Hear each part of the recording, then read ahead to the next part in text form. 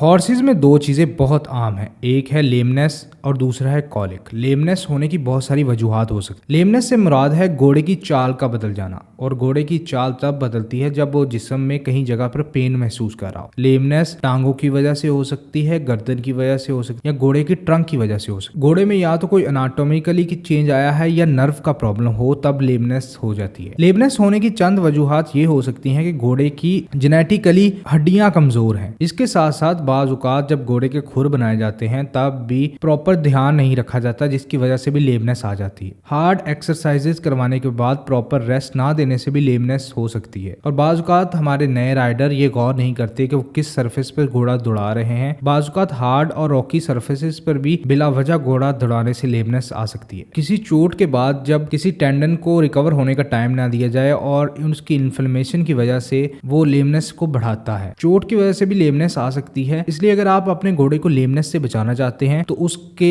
Diet में multi vitamins add कीजिए, DCPs add कीजिए, और अगर वो उसको किसी किस्म की कोई चोट लगी तो उसको रेस्ट दीजिए ताकि वो लेमनेस से महफूज रहे। आपकी ख्वाहिश पर मैंने एक YouTube चैनल बना दिया है जिसका नाम है हॉर्सेज ऑफ डवास, जिस पर सिर्फ घोड़ों पर बात की जाएगी। आप उसको जाइए, उसको सब्सक्राइब कीजिए और मज़ीद आने वाली वीडियोज़ देखिए।